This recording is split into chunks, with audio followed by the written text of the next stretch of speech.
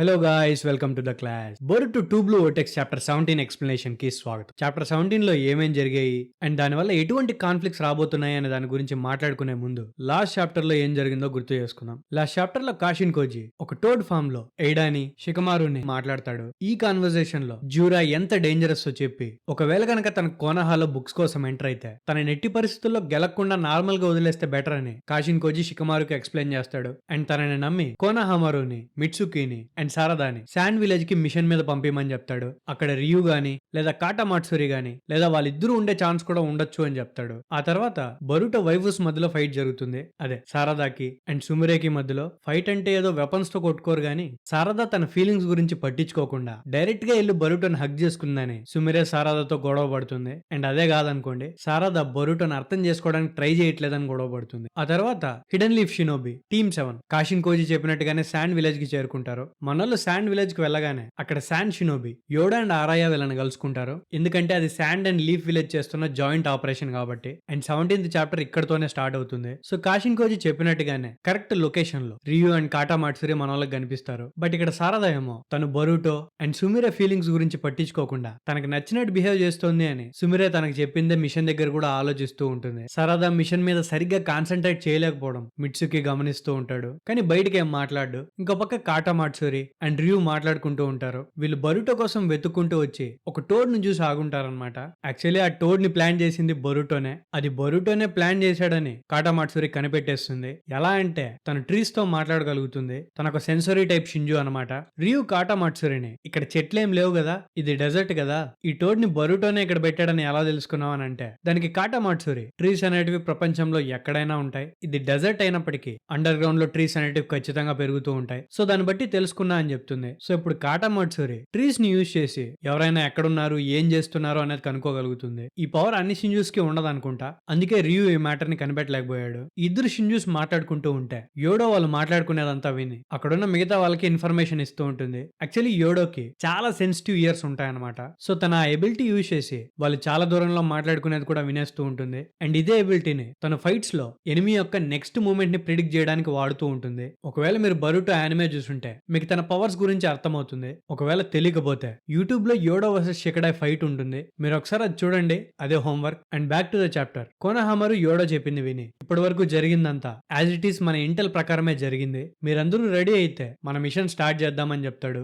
ఆ తర్వాత కోనహామారు సారదా వైపు తిరిగి ఏం జరిగింది సారదా, బాగానే ఉన్నావా అని అడిగితే దానికి సారదా కోనహామారుకి సారీ చెప్పి ఈసారి తను ఖచ్చితంగా ఫోకస్ చేస్తా అని చెప్తుంది. సో యాక్చువల్లీ వీళ్ళ ప్లాన్ ఏంటంటే వీళ్ళ షింజూస్ తో ఫైట్ చేసి వాళ్ళని చంపేసిన తర్వాత వచ్చే థర్న్ బల్బ్ ని ట్రీస్ గా మారిపోయిన మనుషుల మీద యూజ్ చేసి వాళ్ళని తిరిగి మామూలుగా మార్చడం. సో రియుని ఎలాగైనా ఓడించి తన లోపల నుండి థర్న్ బల్బ్ ని బయటికి తీసి షింకిని సేవ్ చేయాలని యోడా గట్టిగా డిసైడ్ అయి ఉంటుంది. తన తొందరపడి మిషన్ ఏమైనా పాడు చేస్తుందేమో అని ఆరాయా భయపడుతూ ఉంటాడు. సో తనకి నీకు దండం పెడతాను, మిషన్ మాత్రం ఎట్టి పరిస్థితుల్లో పాడు చేయడానికి ట్రై చేయొద్దు అని చెప్తాడు. దానికి యోడో ఆరాయాతో గొడవ పడుతుంది. నేను నాకు నచ్చినట్టు చేస్తాను, షింకిని సేవ్ చేయడానికి ఏమైనా చేస్తాను, నేనేం చేయాలో నువ్వు నాకు చెప్పకు అని. వీళ్ళిద్దరూ కొట్లాడుకుంటూ ఉంటే కోనహామారు వీళ్ళిద్దరిని ఆపుతాడు. రే ఫైట్ చేసుకోకుండా బాబు, మనం మిషన్ కి వచ్చాము అని. దానికి యోడో మీరేం టెన్షన్ పడకండి, మేము ఎప్పుడు ఇలా కొట్లాడుకుంటూనే ఉంటాం, దీనివల్ల మిషన్ కి ఏం జరగదు అని చెప్తుంది. వీళ్ళు ఇంతలా మిషన్ గురించి మాట్లాడుకుంటూ ఉంటే మనం ఖచ్చితంగా ఫైట్ జరుగుతుందేమో అని అనుకుంటాం, కానీ జరగదన్నమాట. కోనహామారు, మిట్సుకి అండ్ సారదా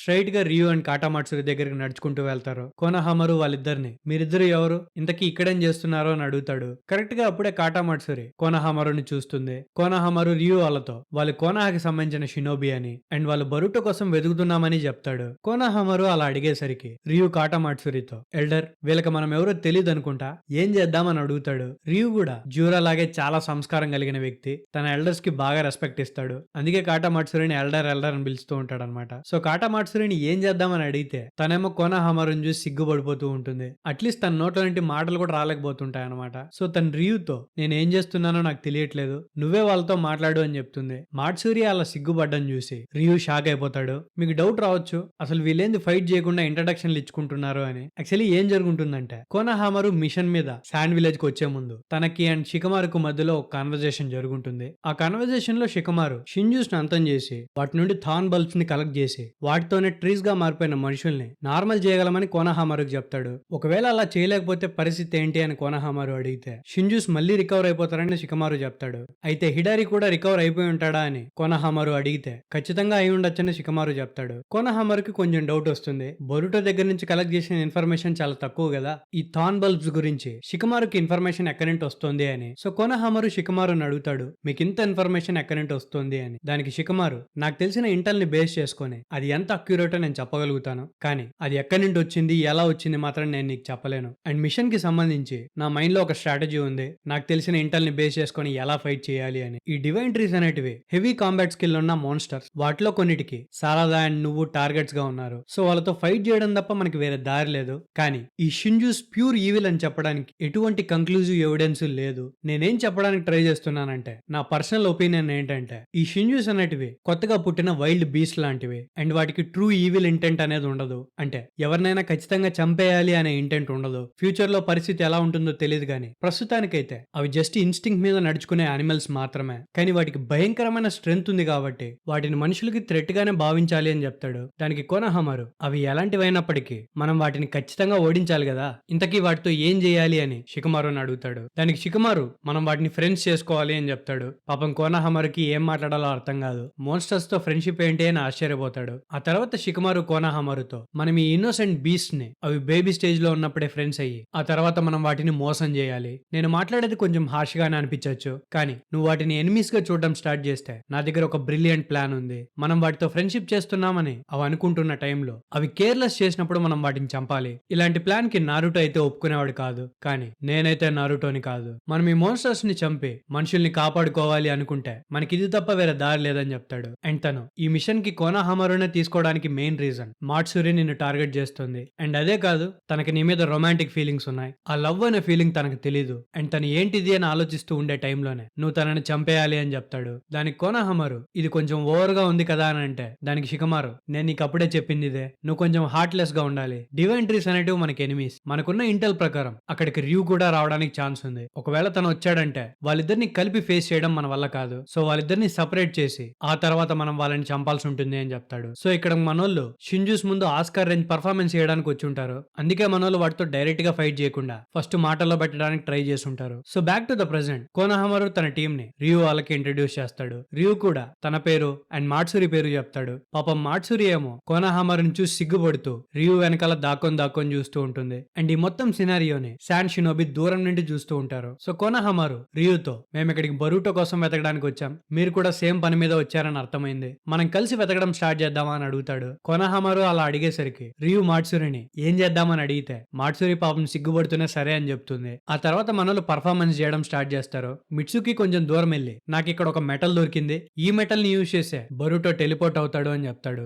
ఏంటి నిజంగానేనా అని రియూ షాక్ అవుతాడనమాట. ఆ తర్వాత కోనహామరు, మనకి క్లూస్ దొరకాలంటే మనం ఈ ఏరియా మొత్తం వెతకాలి, సో మనం స్ప్లిట్ అవుదామని చెప్పి సరదా అండ్ మిట్సుకిని వేరే సైడ్ పంపిస్తాడు. అండ్ తన పక్కన ఉన్న మాట్సురిని, నువ్వు మాట్సురి కదా, నీకేమైంది, ఇంతకీ బాగానే ఉన్నావా అని అడుగుతాడు. కోనహామరు తనతో డైరెక్ట్ గా మాట్లాడుతూ ఉంటే పాపం మాట్సురికి ఏం చేయాలో అర్థం కాదు. తన చివరికి ఊపిరి కూడా సరిగ్గా పీల్చుకోలేకపోతుంటుంది. ఇంకో పక్క సారదా కూడా యాక్టింగ్ స్టార్ట్ చేస్తుంది అనమాట.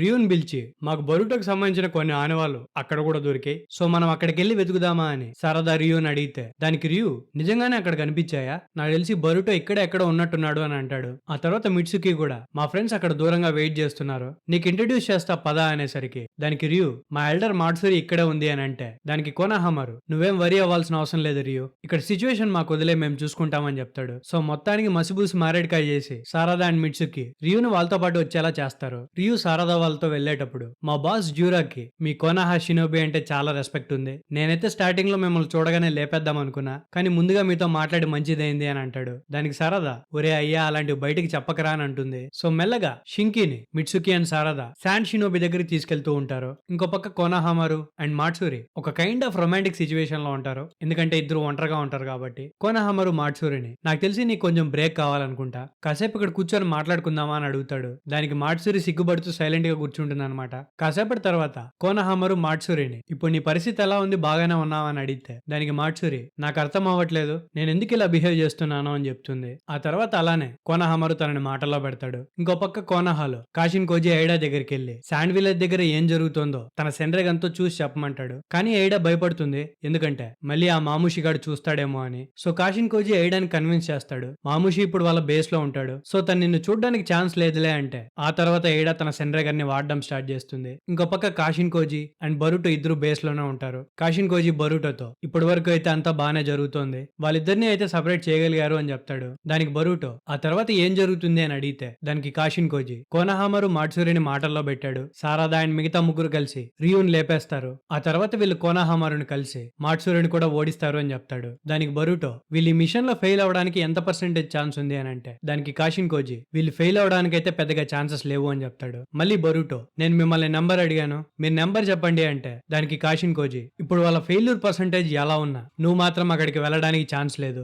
ఎలా అయితే హిమవారి కోనాహాని దాటి వెళ్ళకూడదు, నువ్వు కూడా అలాగే వెళ్ళకూడదు. నువ్వు గనక బ్యాటిల్లో జాయిన్ అయితే ఖచ్చితంగా జ్యూరా కూడా వస్తాడు. తను గనక వస్తే నువ్వు ఖచ్చితంగా చనిపోతావు. ఇప్పట్లో ఏదైనా పోగొట్టుకోవచ్చు కానీ నిన్ను మాత్రం పోగొట్టుకోకూడదు అని కాషిన్ కోజీ చెప్తాడు. కట్ చేస్తే కోనహాలో కాషిన్ కోజీ షికమారుకు చెప్పినట్టుగానే బుక్స్ తీసుకోవడానికి జ్యూరా డైరెక్ట్ గా కోనహా బుక్ స్టోర్ కే వస్తాడు. కోనహా సెన్సరీ టీమ్ జ్యూరా చాక్రా సిగ్నేచర్స్ రికార్డ్ అయ్యాయి అని షికమారుకు చెప్తే షికమారు కోనహా షినోబికి జ్యూరాను అసలు పట్టించుకోద్దండి అని చెప్తాడు. సివిలియన్స్ కూడా ఎవాక్యుయేట్ చేయించాల్సిన అవసరం లేదు అని చెప్తాడు. ఒకవేళ జ్యూరా డబ్బులు తీసుకోకుండా స్ట్రైట్ గా వెళ్లిపోయినా తనని అడిగే వాళ్ళే లేరు, కానీ జ్యూరా డబ్బులు ఇచ్చి మరీ బుక్కులు కొంటాడు. ఎక్స్ట్రా డబ్బులు ఇచ్చి మరీ అది ఓనర్ దగ్గరే పెట్టుకోమంటాడు, ఎందుకంటే మళ్ళీ వస్తాడు కాబట్టి. జ్యూరా అంటే సంస్కారం, సంస్కారం అంటే జ్యూరా. ఇలాంటి విలన్ని నా లైఫ్ లో నేను చూడలేదు. ఇంకా ఫ్యూచర్ లో ఈ మహాన్ భావుడు ఏమేం చేస్తాడో చూడాలి. ఇంకో పక్క కవాకి స్ట్రైట్ గా అమాడో దగ్గరికి వెళ్తాడు. వెళ్లి తన మీద అటాక్ చేసి తన లిమిటర్స్ ని తీసేయమని అడుగుతాడు. అండ్ ఇక్కడతో చాప్టర్ కంప్లీట్ అవుతుంది. సో నెక్స్ట్ చాప్టర్ కి అమాడో లిమిటర్స్ తీస్తాడా లేదా అనేది క్వశ్చన్.